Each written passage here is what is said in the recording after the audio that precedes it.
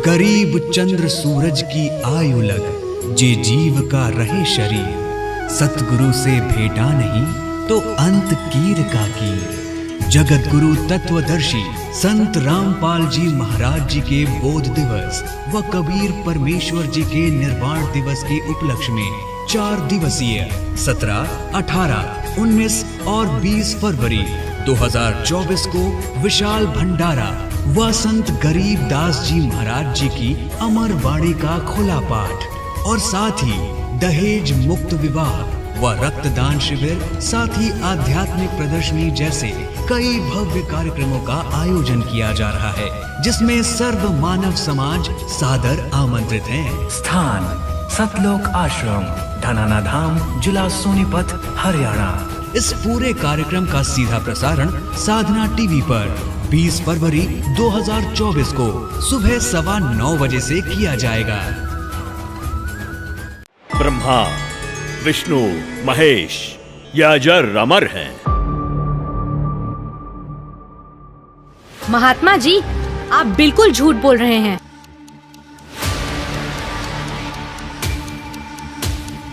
ज्यादा बात मत बना लड़की। आप ये भोली भाली जनता को क्यों गुमराह कर रहे हो? तेरे पास क्या प्रमाण है? बताती क्यों नहीं? मैं आपको प्रमाणित करती हूँ। तो तुम ही बताओ, कौन है पूर्ण परमात्मा?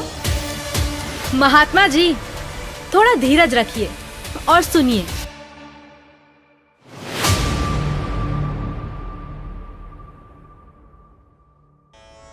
ब्रह्मा, विष्णु, महेश ये अजर अमर हैं। उनकी कभी जन्म या मृत्यु नहीं होती। वही तो सृष्टि के रचनहार हैं। उनका कभी विनाश नहीं होता। वो ही जगत के पालनहार हैं। वास्तव में परमात्मा तो निराकार है। यदि आप अपने जीवन में सुख प्राप्ति चाहते हो तो एकादशी का व्रत कीजिए, श्राद्ध निकालिए। जो श्रद्धालु लोग इस जन्म में दुख भोगते हैं वो उनके पिछले जन्मों के कर्मों का फल है, और पिछले जन्मों के कर्म फल को भगवानों को भी भोगना पड़ता है। तो फिर आम जीव की क्या औकात है?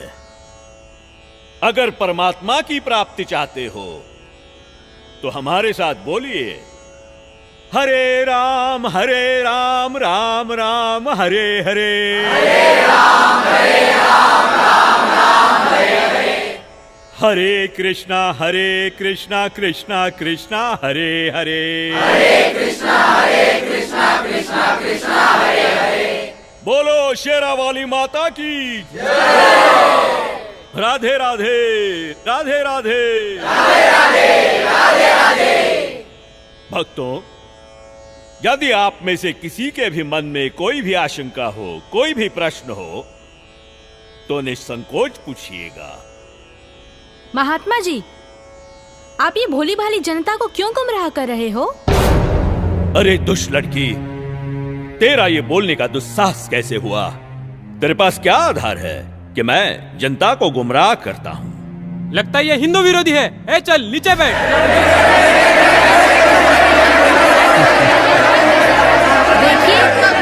देखिए, हमारी इसी सोच की वजह से इन धर्मगुरुओं ने हमें गलत दिशा प्रदान की है। मैं भी हिंदू धर्म की हूँ और मैं अपने धर्म को श्रेष्ठ मानती हूँ। दरअसल पाखंड केवल हिंदू धर्म में ही नहीं बल्कि मुस्लिम धर्म तथा अन्य धर्मों पर भी चरम सीमा पर है। लेकिन ये हिंदू धर्म की आड़ में नकली संत अपना मनमाना आचरण करके शास्त्रों के विरुद्ध ज्ञान दे रहे हैं, और यही कारण है कि भक्ति करने वाले भक्त को वो लाभ नहीं मिले जो मीराबाई को मिला है, ध्रुव प्रहलाद को मिला है, नानक जी को मिला है। मैं किसी का विरोध नहीं कर रही। मैंने खुद अपने शास्त्रों को पढ़ा है और मेरे मन में भी कुछ प्रश्न हैं। लेकिन दुर्भाग्यवश हमारे समाज में अपने धर्म को, अपने शास्त्रों को, अपने परमात्मा को जानने की कोशिश करता है तो उसे आप जैसे भोले श्रद्धालु धर्म विरोधी समझने लगते हैं। पर आज मैं जो आप सभी को सच्चाई बताने जा रही हूँ जो शायद आपने पहले कभी नहीं सुनी होगी।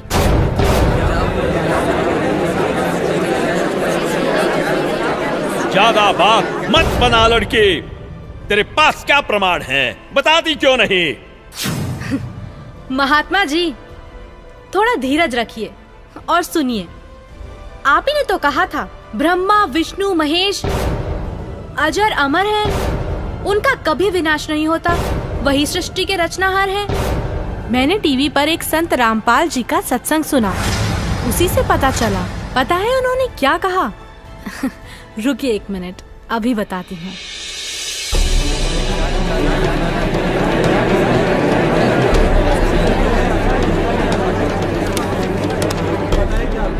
श्रीमद् देवी भागवत पुराण, जिसके तीसरा स्कंद अध्याय 5 पृष्ठ 123 पर लिखा है कि मैं विष्णु, ब्रह्मा तथा शंकर तुम्हारी कृपा से विद्यमान हैं। हमारा तो आविर्भाव, जन्म तथा तिरोभाव मृत्यु होती है। हम नित्य अविनाशी नहीं हैं। श्रीमद् भागवत महापुराण तीसरा स्कंद अध्याय 4 पृष्ठ 10 श्लोक 42 पर लिखा है, हे मात ब्रह्मा, मैं तथा शिव तुम्हारे ही प्रभाव से जन्मवान हैं, नित्य नहीं है। महात्मा जी, थोड़ा धीरज रखिए और सुनिए। और हमारे धर्मगुरु ये आचार्य और शंकराचार्य, ये मंडलेश्वर, ये संत ऋषि, मैं ऋषि, ये आज तक ब्रह्मा विष्णु महेश की उत्पत्ति नहीं बता सके हमने। इनको जरो अमर बतावे, विष्णु जी और शिव जी को। इनका कोई जनक नहीं, इनका कोई माता पिता नहीं। ये खाक पड्डा इन सदग्रंथों को मूर्ख बना रहे थे हमने हजारों वर्षों से। अपना जीवन नाश किया, हमारे सारे पूर्वज भूत बनवा दिए, फिर उनके श्राद्ध निकलवावें, शास्त्र विरुद्ध साधना करवावें और आने वालों को भी नरक में ही ले जाते हैं। अब आपको दिखाते हैं ब्रह्मा विष्णु महेश की उन्हीं की जीवनी में क्या सतीथि है, देखिएगा। श्रीमद् भगवत, श्रीमद् देवी भागवत यानी देवी पुराण, गीता प्रेस गोरखपुर से प्रकाशित।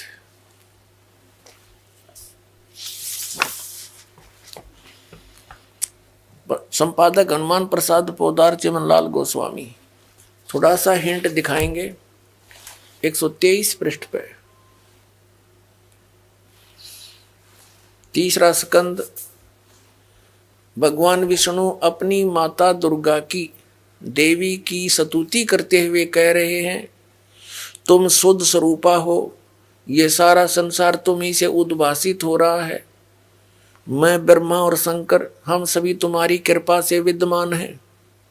हमारा आविर्भाव यानी जन्म और तिरोभाव माने मृत्यु हुआ करता है। हमारा तो जन्म और मृत्यु हुआ करता है। केवल तुम ही नित्य हो, जगत जननी हो, प्रकृति और सनातनी देवी हो। भगवान शंकर बोले, देवी, यदि माँ भाग विष्णु तुम्ही से प्रकट हुए हैं तो उनके बाद उत्पन्न होने वाले ब्रह्मा भी तुम्हारे बालक हुए। फिर मैं तमोगुणी लीला करने वाला शंकर क्या तुम्हारी संतान नहीं हुआ? अर्थात मुझे भी उत्पन्न करने वाली तुम ही हो। शिवे, संपूर्ण संसार की सृष्टि करने में तुम बड़ी चतुर हो। इस संसार की सृष्टि, स्थिति और संहार में तुम्हारे गुण सदा समर्थ हैं। उन्हीं तीनों गुणों से उत्पन्न हम ब्रह्मा विष्णु एवं शंकर नियमानुसार कार्य में तत्पर रहते हैं। अब इसे यह विषद हो गया, तीनों गुणों से उत्पन्न रजगुण ब्रह्मा, सतगुण विष्णु, तमगुण शंकर केवल नियमित कार्य में तत्पर रहते हैं। इस पवित्र सदग्रंथ ने, पवित्र पुराण ने, देवी पुराण ने 5 कंसेप्ट क्लियर कर दिए, 5 पॉइंट कति साफ कर दिए। नंबर 1, दुर्गा देवी ब्रह्मा विष्णु महेश जी की माता है। दुर्गा जी को प्रकृति भी कहते हैं। तीसरा, ब्रह्मा विष्णु महेश की जन्म मृत्यु होती है। चौथा, ये ब्रह्मा रजगुण, विष्णु सतगुण और शिव जी तमगुण है। और 5वां, कि ये केवल नियमित कार्य ही कर सकते हैं, जैसा आपके भाग्य में है वैसा ही दे सकते, उसमें कोई परिवर्तन नहीं कर सकते। इस शिवपुराण के अंदर लिखा है, पवित्र शिवपुराण के अंदर, कि श्री ब्रह्मा जी रजगुण और श्री विष्णु जी सतगुण का आपस में विवाद हो गया, झगड़ा हो गया। अपना आत्माओं दास कहे तो विदग्ध इनके इतिहास बताते हैं तो आपको स्वीकार्य होगा। ये देखिए, ये है श्री शिव महापुराण हिंदी टीका सहित भाग 1, श्री शिव महापुराण विद्या अवरिधि पंडित ज्वाला प्रसाद जी मिश्र कृत हिंदी टीका सहित, खेमराज श्री कृष्णदास प्रकाशन मुंबई। इतने ये यहाँ से प्रकाशित है।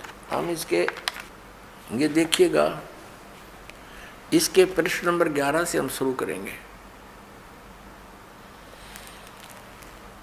ये है विद्वेश्वर संहिता भाग 1 छठा अध्याय। नंदी केश्वर बोले, हे योगीधर, आगे एक समय विष्णु भगवान शेष सैया पर अपने गुरुड़ आदि पार्षदों से संयुक्त लक्ष्मी सहित शयन करते थे। उस समय ब्रह्म ज्ञानियों में श्रेष्ठ ब्रह्मा जी, अब यहाँ के ही से ब्रह्म ज्ञानी है, देखियो, अपनी इच्छा से ही वहाँ आए। सब प्रकार सुंदर सेज पर शयन करते हुए कमल लोचन विष्णु जी से पूछने लगे, तुम कौन हो जो मुझे देखकर अभिमानी पुरुष के समान शयन करते हो? हे वत्स, हे बेटा। ब्रह्मा जी कह रहे हैं विष्णु जी को, हे वत्स, हे बेटा, उठो, देखो मैं तुम्हारा स्वामी आया हूँ, तेरा मालिक आया हूँ। आए हुए गुरु को देखकर जो अभिमान करता है, उस द्रोही मूड का प्रायश्चित होना उचित है। यह सुनकर विष्णु जी के अंतर में तो क्रोध हुआ, अंदर तो बड़ा गुस्सा आया, पर ऊपर तो शांत बने रहे, परंतु बाहर से शांत रहे और बोले, हे वत्स, हे बेटा, तुम्हारा मंगल हो, बैठो, इस आसन पर विराजमान हो। अब विष्णु जी कहे, उसने ब्रह्मा जी को कहा, जा बेटा बैठ जा। इस समय तुम्हारा नेत्र कुटिल और मुख वक्र यानी टेढ़ा क्यों हो रहा? गुस्से में हो रहा था ब्रह्मा जी। ब्रह्मा जी बोले, हे वत्स, हे बेटा विष्णु, तुमको समय के प्रभाव से अभिमान है। हे पुत्र, मैं तुम्हारा रक्षक और जगत का पिता मैं हूँ। विष्णु जी बोले, यह तो सब जगत मुझ में सचित है, तुम चोर के समान किस प्रकार अपना कहते हो? तुम मेरी नाभि कमल से उत्पन्न हुए हो, इससे मेरे पुत्र हो, मुझे पुत्र कहना सर्वथा व्यर्थ है। नंदी केश्वर बोले, इस प्रकार ब्रह्मा विष्णु दोनों ही रजोगुण से मुग्ध होकर विवाद करने लगे। मैं श्रेष्ठ हूँ, मैं स्वामी हूँ, ऐसा कहकर एक दूसरे को मारने की इच्छा से युद्ध करने में उत्सुक हुए। अब देखो, संपूर्ण देवता विमान में बैठकर वो तो लठ बजाने तैयार हो रहे हैं, और हमारे देवता फिर क्या क्रिया करते हैं। तब संपूर्ण देवता विमानों में बैठकर उस महाअद्भुत युद्ध को देखने चले आए और आकाश में उनके ऊपर फूल बरसाने लगे। वारे देवताओं, अब हम उस प्रसंग पर आते हैं कि जिसके अंदर ये कहा गया है इसी पवित्र पुराण में कि ब्रह्मा और विष्णु तुम भगवान नहीं हो, यू आर नॉट गॉड। देखिए, अब हम आगे हैं 17 पृष्ठ पे, और विद्वेश्वर संहिता भाग 1 अध्याय 9, ये वही प्रसंग यहां तक चल रहा। नंदी केश्वर बोले, इस प्रकार भगवान ने उन नम्र हुए अब क्या हुआ कि उन दोनों के बीच में, अभी आपको बताया था, उन दोनों ब्रह्मा और विष्णु जो लड़ रहे थे उनके बीच में एक पिलर खड़ा कर दिया तेजों में, लिंग बहुत लंबा चौड़ा, जिसका कोई और छोर उन दोनों को नहीं मिला। और फिर ये स्वयं प्रकट हो गया। कौन? इनका पिता, ये सदाशिव बोलते हैं इसको, ये काल ब्रह्म, जिसने गीता का ज्ञान दिया। अब यहां देखिए, हम जो आपको दिखाया था, फिर देखिए ये पृष्ठ 17 पे विद्वेश्वर संहिता भाग 1 अध्याय 9 पर नंदीकेश्वर बोले, इस प्रकार भगवान ने उन नम्र हुए ब्रह्मा और विष्णु पर अनुग्रह करके उनके युद्ध में परस्पर उनकी सेना मारी गई थी, उस सब को यहाँ देखें। उन दोनों की अज्ञानता और वैर को दूर करने के अर्थ उनसे क्या कहा? काल भगवान ने, सदाशिव ने क्या कहा कि मेरे सकल और निष्कल यानी साकार और निराकार में भेद से 2 रूप हैं, परंतु और ईश्वर नहीं है, मेरे अतिरिक्त कोई प्रभु नहीं है। इस कारण उनके 2 रूप नहीं हो सकते, पहला सतम रूप और दूसरा पीछे मूर्तिमान रूप धारण किया। इसमें ब्रह्म रूप निष्कल है, ये निष्कल है, निष्फल नहीं, और ईश्वर रूप सगुण है। मेरे ये दोनों रूप सिद्ध हैं, दूसरे किसी के नहीं हो सकते। इस कारण तुम दोनों को अथवा दूसरों को ईश्वर तव की प्राप्ति नहीं हो सकती। तुमने जो अज्ञान से अपने को ईश माना, तुमने अज्ञान से अपने को ईश यानी भगवान माना, यह बड़ा अद्भुत हुआ।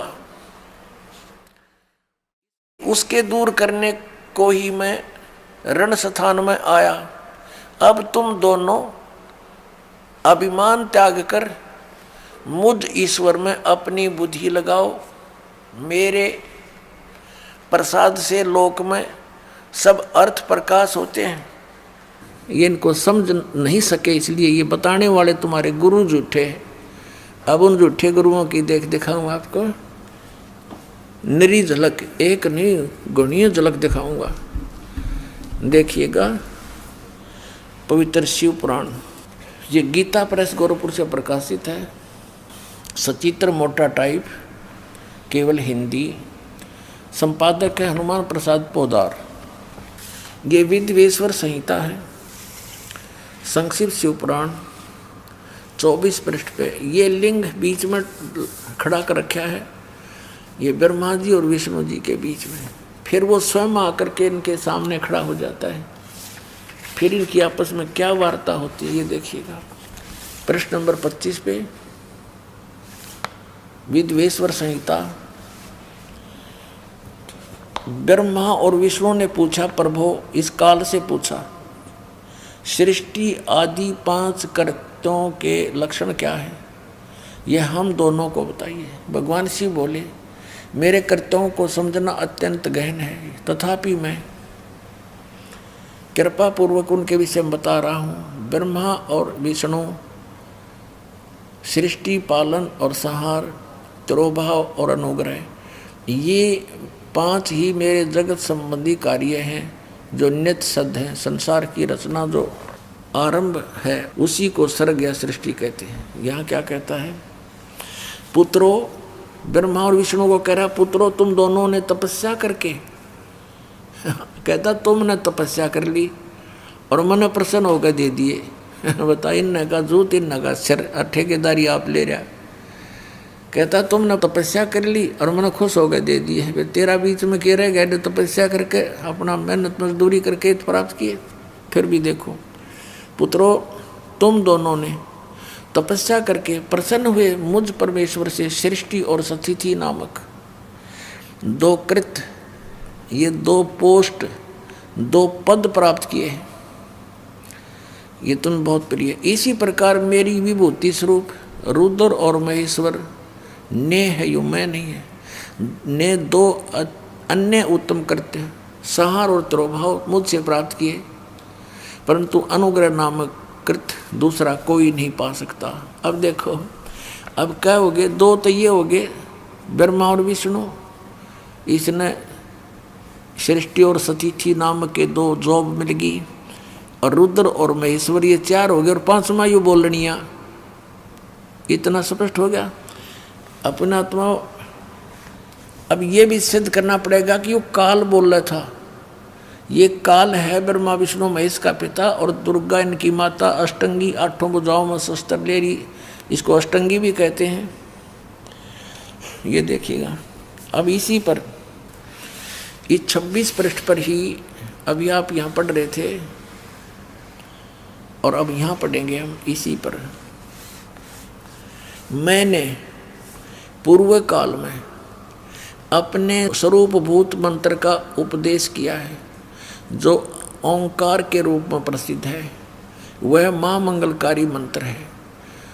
सबसे पहले मेरे मुख से ओंकार यानी ओम प्रकट हुआ, जो मेरे स्वरूप का बोध कराने वाला है। ओंकार वाचक है, मैं वाच्य हूँ। यह मेरा मंत्र है, यह मंत्र मेरा स्वरूप ही है। प्रतिदिन ओंकार का निरंतर स्मरण करने से मेरा ही सदा स्मरण होता है। मेरे उत्तरवर्ती मुख से अकार का, पश्चिम मुख से उकार का, दक्षिण मुख से मकार का, यानी ए ऊ और मैं, जिससे ये ओम बनता है, और पूर्ववर्ती मुख से बिंदु, ये जो ओम है इसके विषय बता रहा कि यू ए ऊ और यू पर बिंदु, तथा मध्यवर्ती मुख से नाद का प्राकाट्य हुआ है। इस प्रकार 5 अवयवों से युक्त ओंकार का विस्तार हुआ। इन सभी अवयवों से, इन सभी पार्टों से ए ऊ मैं बिंदु और इस बिंदु से, नाद से, कहते ये एकीभूत होकर यह प्रणव ओम नामक एक अक्षर हो गया। ये ओम नामक एक अक्षर है, ओम। इसको ओंकार कहो, इसको ओम कहो, और चाहे ऐसा लिखकर इसको एक अक्षर ओम कहो।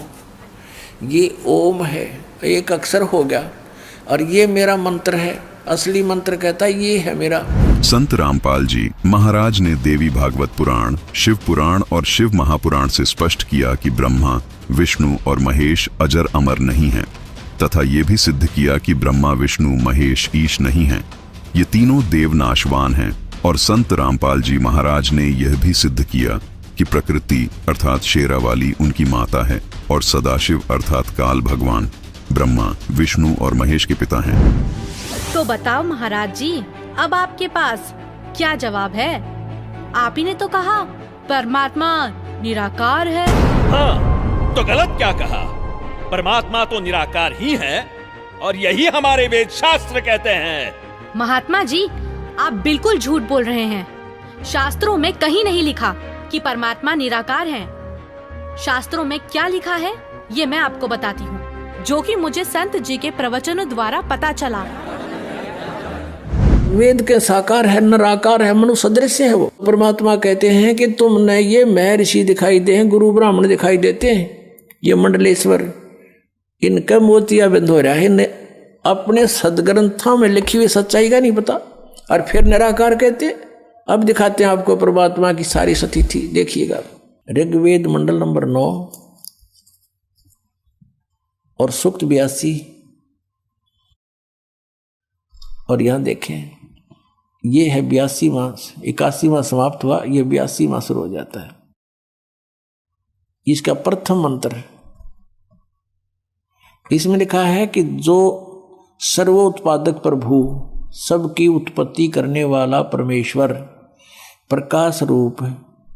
इसका अर्थ है वो तेजोमय स्वरूप साकार है, सद्गुणों की वृष्टि करने वाला, पापों का हरण करने वाला, पाप नाश करने वाला, पाप क्षमा करने वाला है। वह राजेव, राजा के समान, राजेव, इसका अर्थ है राजा के समान आगे लिखा है। ये देखना, ये 269 पृष्ठ पर पढ़ रहे हैं। कोई भ्रमत कर देगा कि दूसरा पृष्ठ दिखा दिया होगा। ये 270 दिखाऊंगा। ये देखो 270, यहां लिखा है 82 का, पहला पढ़ रहे हैं 82 का, 9 के 82 का। राजा के समान दर्शनीय है, वो देखने जोगा है, विजिबल है, वो साकार है। राजा की तरह तो मनुष्य जैसा ही हुआ। और वह है पृथ्वी आदि लोक लोकांतरों के चारों ओर शब्दमान हो रहा है।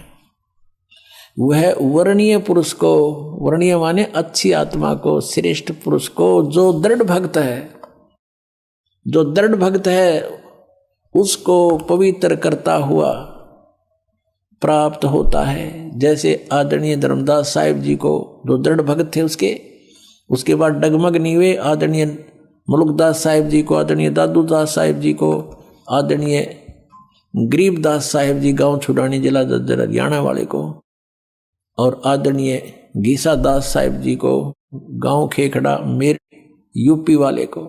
ये दृढ़ भक्त आज तक डगमग नहीं हुए, दुनिया को हिला के रख दिया इन्होंने। इनको भगवान में ले आकर के को पवित्र करता हुआ प्राप्त होता है वर्णीय पुरुष, अच्छी आत्मा को। जिस प्रकार विद्युत माने आकाशीय बिजली स्नेह वाले स्थानों को आधार बनाकर प्राप्त होता है। देखो कितना स्पष्ट किया इन्होंने। ऋग्वेद मंडल नंबर 9 और सूक्त नंबर 81 में कति कंसेप्ट क्लियर कर दिया कि वो परमात्मा राजा की तरह देखने जोगा है।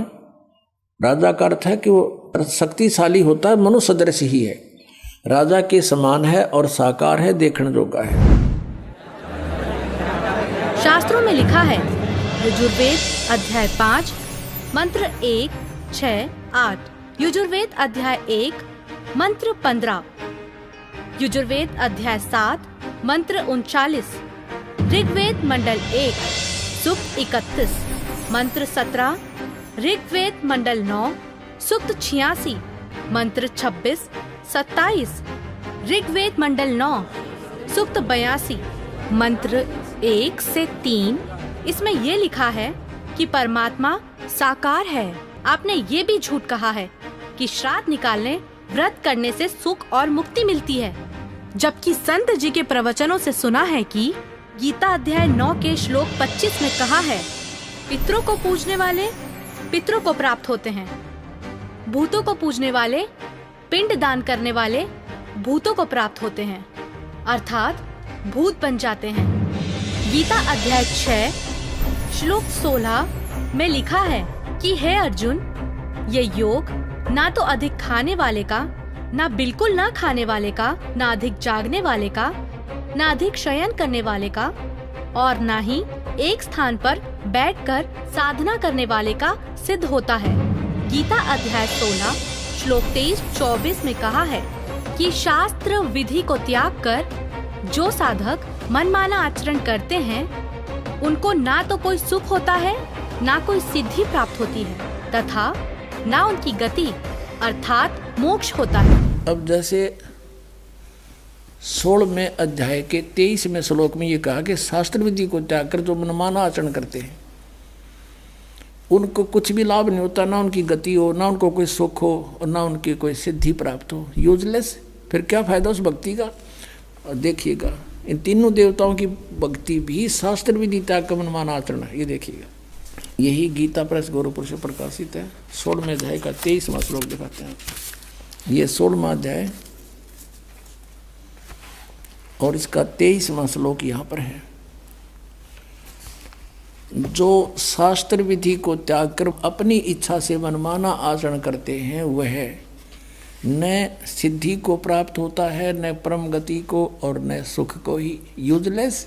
अब वेदों में इन श्राद्ध आदि कर्म कांड का निषेध है, और गीता जी में निषेध 9वें अध्याय के 25वें श्लोक में स्पष्ट किया है। भूत पूजने वाले भूत बनेंगे। ये देखिएगा, श्रीमद् भगवत गीता, गीता प्रेस गोरखपुर से प्रकाशित है।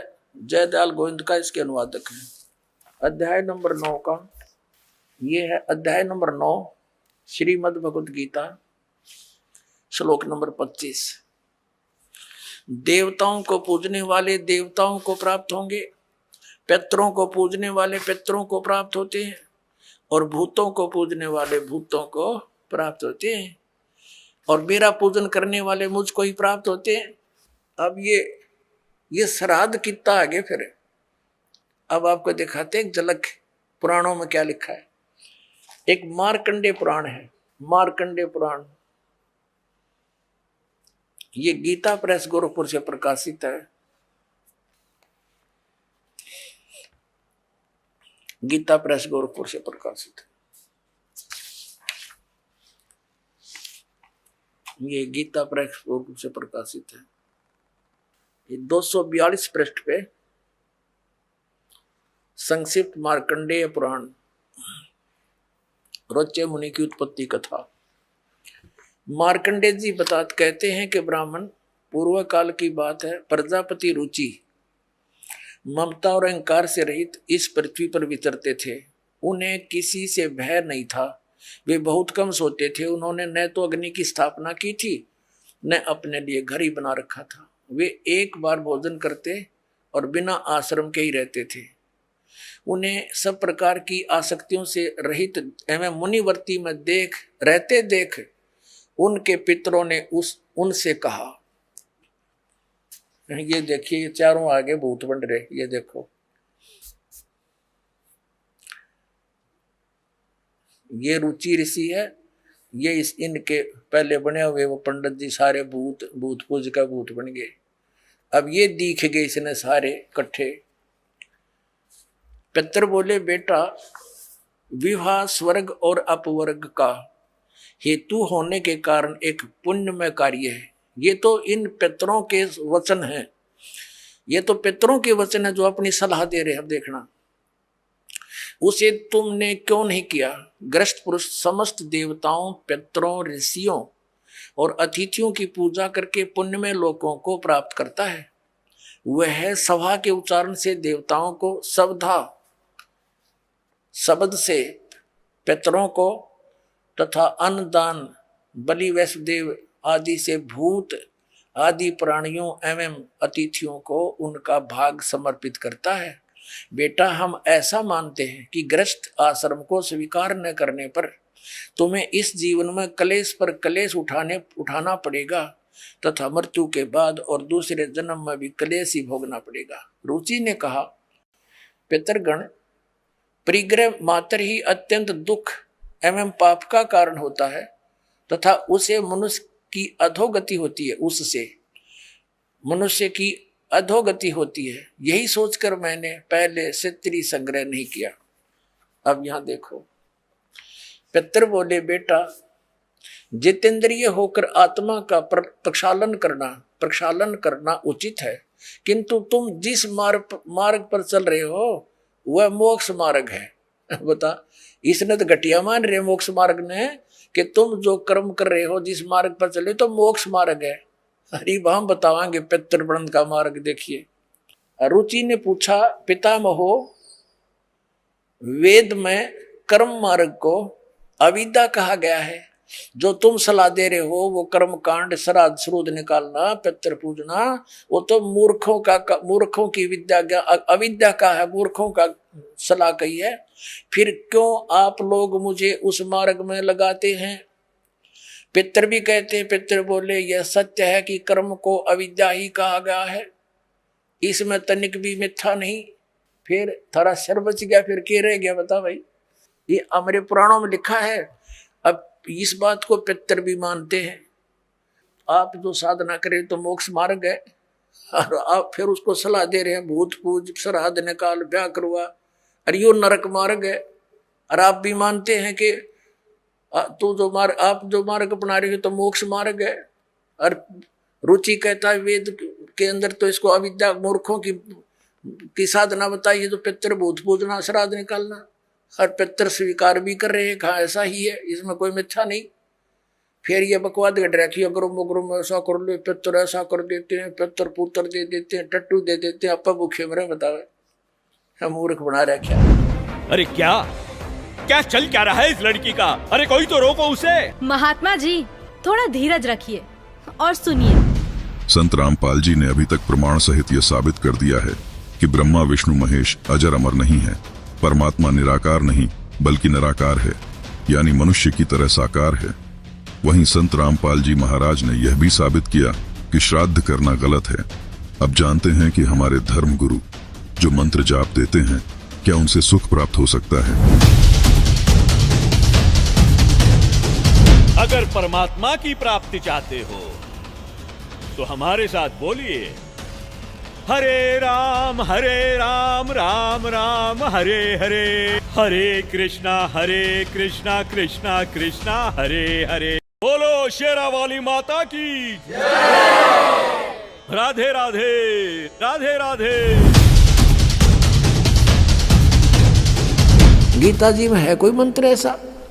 पवित्र हिंदू धर्म में जितने भी पुण्यात्मा हैं अब गीता जी को सिरोधार्य मानते हैं और नाम जपते हैं, हरे राम हरे कृष्ण राधे राधे श्याम मिला दे, ओम नमः शिवाय, ओम भागवते वासुदेव नमः, एवे नमः। ये पता नहीं कितने मंत्र बना रखे। गीता जी में है कोई मंत्र ऐसा? गीता जी में फाइनल फैसला कर रखे है।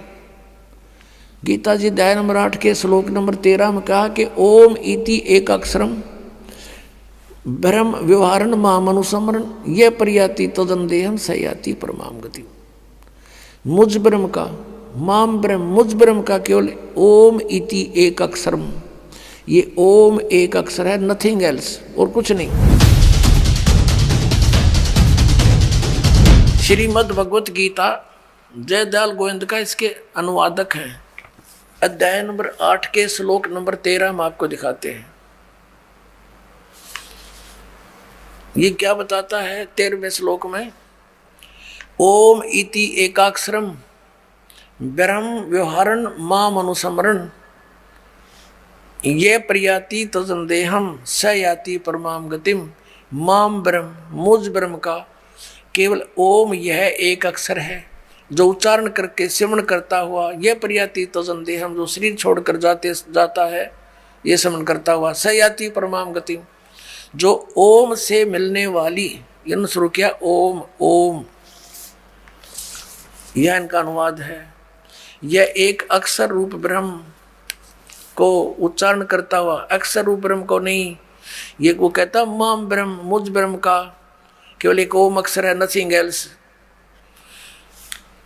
निचिंतन करता हुआ शरीर त्याग कर जाता हुआ पुरुष परम गति को प्राप्त होता है, यानी ओम से होने वाली जो परम गति है ये ओम।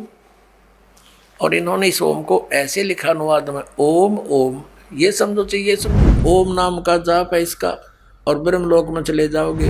अब 17वें अध्याय के गीता जी के 23वें श्लोक में कहा है कि उस सच्चिदानंद घन ब्रह्म के पाने का 3 मंत्र का जाप का निर्देश है, नथिंग एल्स। निर्देश माने नथिंग और कुछ नहीं, सिंपल ओनली डायरेक्शन। ये है, देखिएगा 17वें अध्याय का और 23वां श्लोक श्रीमद् भगवत गीता और ये 17वां अध्याय, 17वें का 23वां श्लोक है। ओम तत्सत इति निर्देश है ब्रह्मण है त्रिविध है समर्थ है ब्राह्मणा तेन वेदा च यज्ञा विहिता पुरा। ओम ओम तत् तत् सत सत, ऐसे यह 3 प्रकार का सच्चिदानंद घन ब्रह्म उस परम अक्षर ब्रह्म का मंत्र कहा है। अब सच्चिदानंद घन ब्रह्म परम अक्षर ब्रह्म का मंत्र ओम तत्सत, उसको पाने का। ओम तो पुण्यात्मा सीधा है ब्रह्म अक्षर पुरुष का, और जो तत् है वो अक्षर पुरुष का, और सत है ये परम अक्षर ब्रह्म का। ये भी कोड वर्ड है, सांकेतिक शब्द है। ओम और तत् जो सांकेतिक शब्द है वो दोनों मिलकर ये सतनाम बनता है 2 अक्षर का। और जिसका भी आज तक मोक्ष हुआ उन महापुरुषों ने इस सतनाम का जाप किया है। और जो सत्य है वो सारनाम की तरफ संकेत है, वो भी कोई अन्य मंत्र है, वो सांकेतिक कोड वर्ड दास के पास है, इस पृथ्वी विश्व में किसी के पास नहीं। अरे क्या क्या चल क्या रहा है इस लड़की का? अरे कोई तो रोको उसे। ये लड़की सही बोल रही है।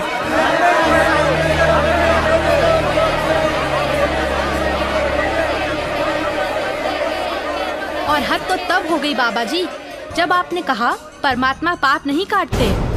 कर्म का भोग तो भोगना ही पड़ता है, चाहे कितनी ही भक्ति कर लो। सब झूठ है, सब। आपको पता है हमारे शास्त्र क्या प्रमाणित करते हैं? मैं बताती हूँ, जो कि मुझे संत जी के प्रवचनों द्वारा पता चला है। ऋग्वेद मंडल 10, सूक्त 161, मंत्र 2, 5, सूक्त 162, मंत्र 5, सूक्त 163, मंत्र 1 से 3 में लिखा है कि परमात्मा जो चाहे वो कर सकता है, प्रत्येक प्रकार के रोग कष्ट को नष्ट कर सकता है, और यदि कोई मृत्यु के भी निकट पहुंच जाता है तो उसे 100 वर्ष की आयु प्रदान कर सकते हैं। कबीर देव जी, कबीर परमेश्वर जी, यदि हमारी आयु शेष ना हो उसको भी आयु प्रदान कर सकते हैं। और इस दास के इस आध्यात्मिक जीवन काल में एक नहीं हजारों की संख्या में ऐसे उदाहरण है यहाँ इस संगत के अंदर, जिन्होंने सच्चे दिल से भगवान की नियमित मर्यादा में रहकर साधना की है, उनकी कह करके आयु बढ़ा रखी है पुण्यात्माओं। और यही वेद प्रमाण देते हैं कि पूर्ण परमात्मा अपने साधक की आयु को भी बढ़ा देता है। अब थोड़ा सा प्रमाण वेद दिखाते हैं आपको। अब देखिएगा ऋग्वेद भाषा भाष्य द्वितीय भाग, ये किसने अनुवाद किया है, कहाँ से छपा है? प्रकाशक हैं पंडिता राकेश रानी, प्रधान कार्यालय वेद मंदिर, महात्मा वेद भिक्षु सेवा आश्रम, लेखराम नगर अब्राहिमपुर, पोस्ट ऑफिस मुखमेलपुर, दिल्ली, दूरभाषित ने दान संस्थान, ठीक है, दिल्ली से। इसके अंदर इस ऋग्वेद मंडल नंबर 10 सूक्त नंबर 161 का और दूसरा मंत्र है। ऋग्वेद मंडल नंबर 10 सूक्त 161, ये देखिएगा, ये 161वां सूक्त है और इसका मंत्र नंबर 2 है।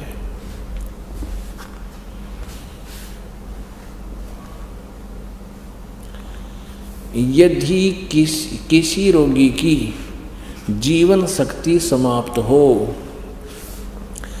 यदि वह सीमा से भी परे हो गया है, यदि वह मृत्यु के सन्निकट चला गया है, तो भी उसे मैं भारी कष्टप्रद रोग के पंजे से मुक्त कराऊं तथा उसे 7 वर्ष के जीवन हेतु 100 वर्ष के जीवन हेतु सत सरदाए, यानी 7 माने 100, शरद माने सर्दी ऋतु, नौकाग्रहण इसने 40 दिवाली खा रखी है। ऐसे ये यानी 7 वर्ष के जीवन हेतु बल संपन्न करूं। भावार्थ, यदि रोगी की जीवन शक्ति समाप्त हो, यानी जीवन खत्म हो गया हो रही है और उसका रोग सीमा को पार कर गया है, तब भी परमात्मा उसे इस कष्टप्रद रोग से मुक्त कर 7 वर्ष यानी 100 वर्ष का जीवन दे सकता है। अब दिखाते हैं आपने वेद में क्या लिखा है। अब यजुर्वेद इसका अनुवाद कर तभी महर्षि सिद्धानंद है। देख कमाल की बात है।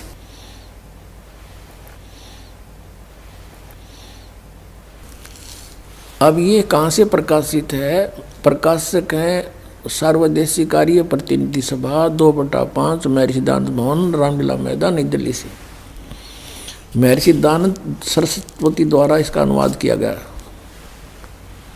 मुद्रक हैं Prince offset printers 1510 Pataudi house, Daryaganj, नई दिल्ली से। 241 पृष्ठ पे है। 8वां अध्याय यजुर्वेद भाषा भाष्य, ये 13वां मंत्र है। 13वां, इसमें क्या लिखा है? देव कर्तस्य ऐनस्य अवजनम असि, मनुष्य कर्तस्य ऐनस्य अवजनम असि, पितर कर्तस्य ऐनस्य अवजनम असि, आत्म कर्तस्य ऐनस्य अवजनम असि, अन्नस्य अवजनम असि। ओए होए। अब इसका अनुवाद यहाँ किया है इन्होंने 242 पृष्ठ पे। ये 241 पर हम पढ़ रहे थे। यहाँ देखो 242 पर। अब यहाँ इसका थोड़ी बहुत कोई उतर गई होगी इसकी भांग है। इसने फिर यहाँ उलझाने की चेष्टा की है कि हे सबके उपकार करने वाले मित्र आप, दान देने वाले के एनस से माने अपराध के, एनस से अवजनम माने विनाश करने वाले हो, क्षमा करने वाले हो। अब यहाँ मित्र लिख दिया। अब पढ़ने वाला ने सोचा चलो ये तो मित्र मित्र के बारे में कि तो भगवान का जिक्र है नहीं छोड़ दिया इसने। अब इसी के कर कमलों से लिखा हुआ और दिखाते हैं सत्यार प्रकाश में। ये देखिएगा, ये सत्यार प्रकाश वही वेद अब बाद में दिखाएंगे थोड़ा आपको पुनः। और ये कहाँ से प्रकाशित है? वैदिक यति मंडल वही है। और ये दान मठ गोहाना मार्ग से प्रिंटेड है, आचार्य प्रिंटिंग प्रेस रोहतक से, दान मठ गोहाना मार्ग रोहतक से। इसके प्रथम समोल्लास में और पृष्ठ नंबर 18 पे ये नीचे क्या कहता है कि जो सबसे स्नेह करे, सबको प्रीति करने योग्य है, वह परमेश्वर सबका सच्चा मित्र है। इससे परमेश्वर का नाम मित्र है। तो वहाँ मित्र की जगह हम परमेश्वर कहेंगे। बिल्कुल यहाँ है ही परमेश्वर की महिमा, वेद कोई मित्रा की थोड़ी है। अब पढ़ेंगे, देखो अब हम यजुर्वेद पर आ गए हैं। सत्यार प्रकाश रख दिया है। अब इसके हम 8वें अध्याय के वही 13वां मंत्र पढ़ रहे हैं। हे सब के उपकार करने वाले मित्र यानी परमेश्वर आप, देव कर्तस्य दान देने वाले के, एन से माने अपराध के, पाप के, एन से माने अपराध को हो चाहे पाप को, इसी के शब्दों में एन से माने पाप के, दूर करने वाले हो, नाश करने वाले हो, छुड़वाने वाले हो, क्षमा करने वाले हो, कुछ भी बोलो इन शब्दों को।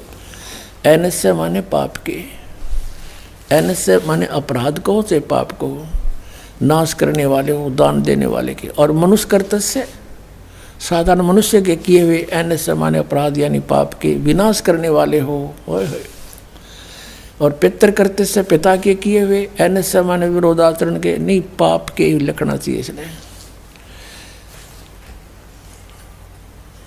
अच्छी तरह हरने वाले हो यानी दूर करने वाले हो, अपने किए हुए पाप के दूर करने वाले हो। एनस एनस अधर्म के अधर्म यानी पाप के पाप, घोर पाप के नाश करने हारे हो।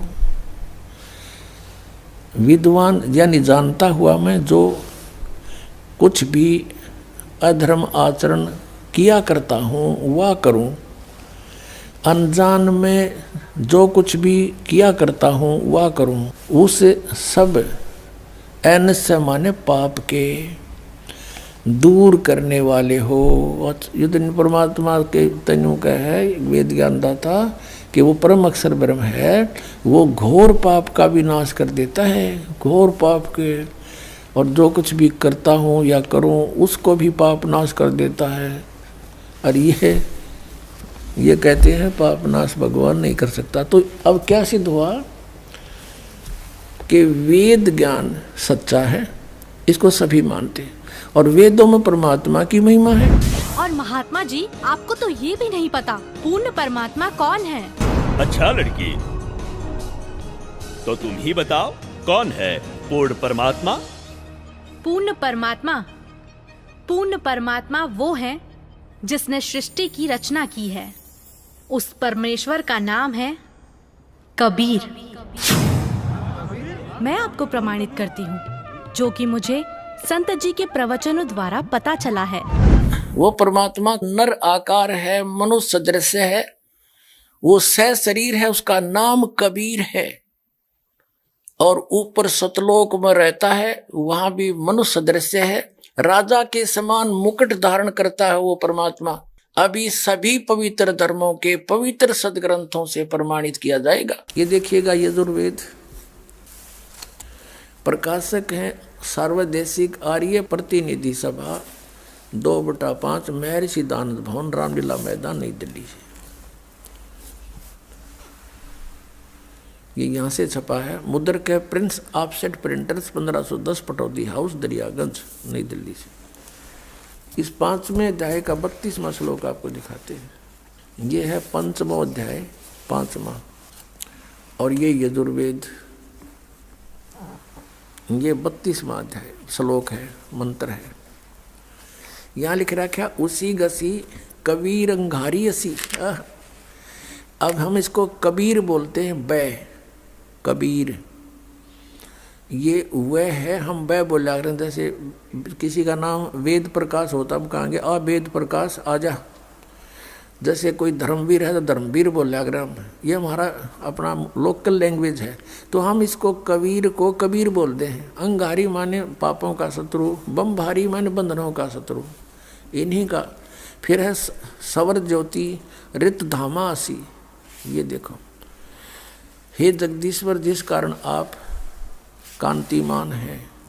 अंगारी माने छोटे चलन के जीवों, छोटे चलन वाले जीवों के शत्रु नहीं, ये तो बकवाद कर रखी, अनुवाद ठीक नहीं किया। अंग अरि माने शत्रु, अरि इसको संधि छेद करें, अंग अरि, अग अग माने अंग माने पाप होता है, पाप का शत्रु। और इसने क्या कर दिया, इसका अर्थ यूँ कर दिया, संधि छेद करते समय इसको ऐसे कर दिया। और हम इसको अगर जैसे ये यजुर्वेद है, यही इसका इन्हीं से सेट होगा ये मामला। अब ये 36वां अध्याय यजुर्वेद का दानंद द्वारा अनुवाद है इसका। इसके प्रथम मंत्र में लिखा है रचम वाचम परपदे मनो यजु परपदे। ये यजु शब्द है ना ओनली, और यहाँ अनुवाद किया इसने इसका। इसमें यजु का अर्थ यजुर्वेद लिख दिया, बिल्कुल सही किया। अब ये यजु है, यहाँ लिखना पड़ेगा कि ये यजुर्वेद के विषय में है। ये पूरा अब बना इसका अर्थ यजुर्वेद। तो यहाँ ये देखो कवि है, इन्होंने यहाँ कवि कर दिया इस 5वें अध्याय का। और ये जो 32वां श्लोक हम पढ़ रहे हैं, इसमें ये जो कबीर शब्द है इसको इन्होंने ऐसे कर लिख दिया। अब इसका अर्थ करते समय यह लिखना चाहिए था कबीर देव लिख देते, ये कबीर वह लिख के कबीर लिख देते, कबीर देव लिख देते, तो हम उसको कबीर देव बोल रहे हैं। कबीर देव, हम उसको कबीर देव, देव माने परमेश्वर, कबीर साहब हैं, यहाँ लिखना चाहिए वो कबीर देव हैं। ये कहना कवि, इनकी वो समस्या भी हल हो जाए। कवि वो कबीर देव लिखना था, कबीर देव हैं, हम उसको कबीर साहब बोलते हैं। कबीर अपनी लोकल लैंग्वेज में वो कबीर साहब हैं।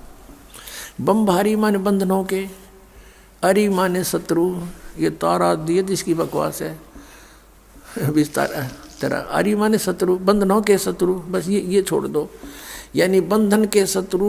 अरि माने शत्रु, बम्ब माने बंधन, बंधनों के शत्रु बंदी छोड़ हैं कौन, वो कबीर हैं, कबीर देव हैं। और अंगारी माने पाप नाशक, ये गलत अनुवाद किया इसने। और फिर कौन है वो, रित धामासी, रित धामा सतधाम युक्त, सतलोक युक्त। हम सतधाम कहें, उन्हें सतधाम, सतलोक कह देते हैं, लोक कहो धाम कहो एक ही बात है। सतलोक युक्त यानी रित धामा, यानी वो सतलोक वाले हैं, सतलोक में रहते हैं। और सवर ज्योति स्वयं प्रकाशित, सवर ज्योति इन अड़ंगा कर रखा है इसमें, अंतरिक्ष को प्रकाश करने वाले।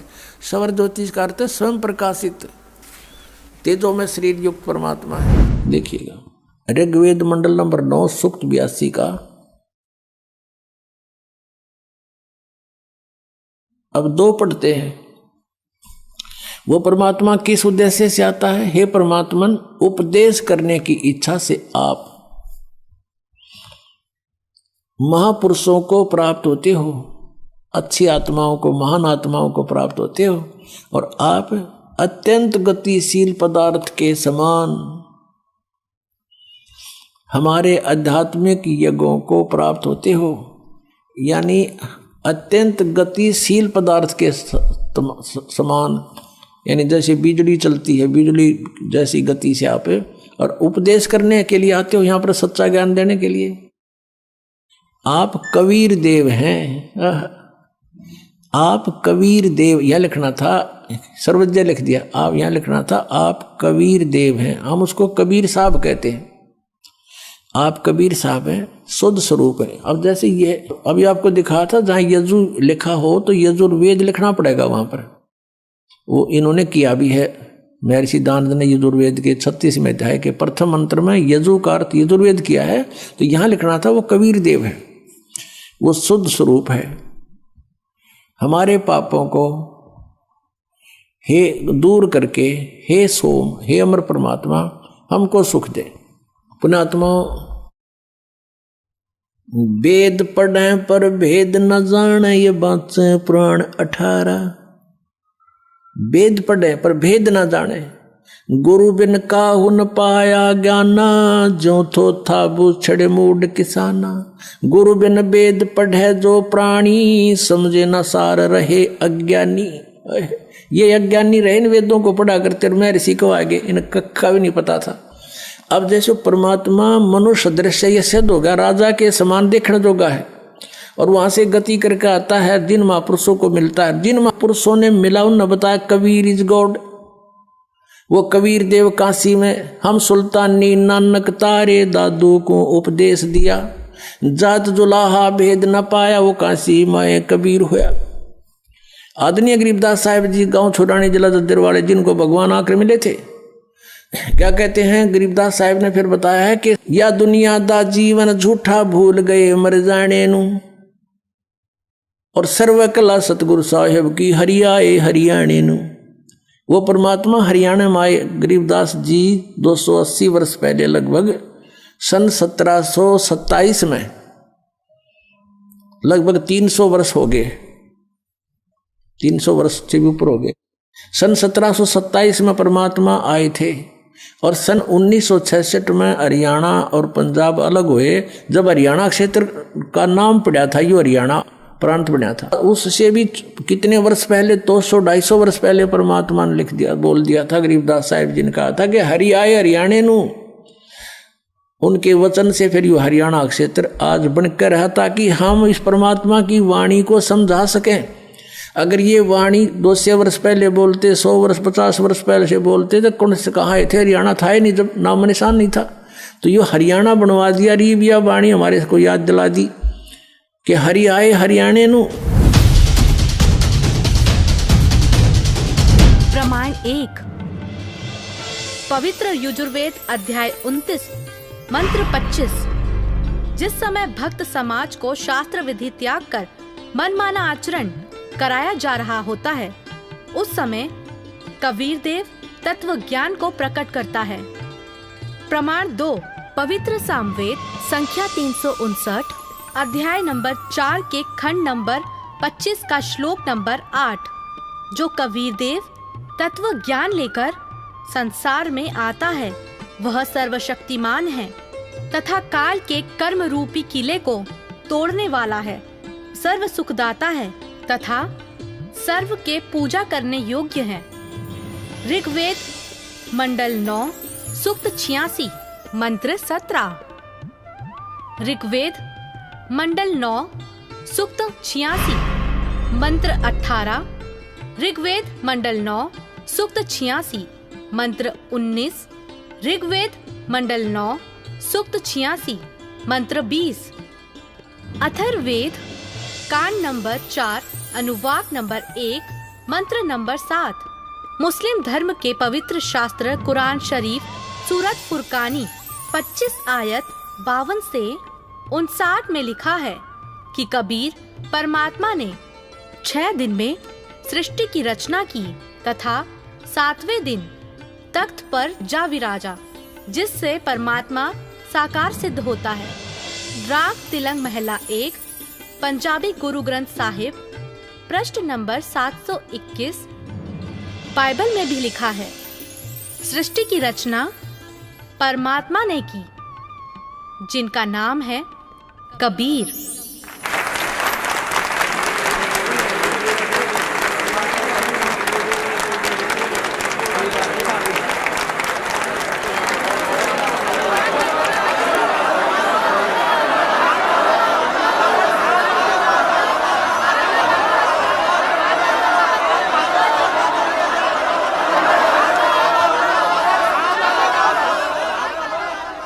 बहन, माफ करना, मुझसे गलती हो गई। असल में हिंदू विरोधी तो ये नकली संत है जो हमें शास्त्रों के विरुद्ध भक्ति बता रहा है। आपने तो हमारी आंखें खोल दी। बहुत बहुत धन्यवाद आपका। धन्यवाद तो संत रामपाल जी महाराज का कीजिए, जिन्होंने इस अनमोल ज्ञान को भक्त समाज को समझाया है। उन्हीं के ही तो टीवी चैनल पर सत्संगों को सुनकर मैंने इस अनमोल ज्ञान को प्राप्त किया है।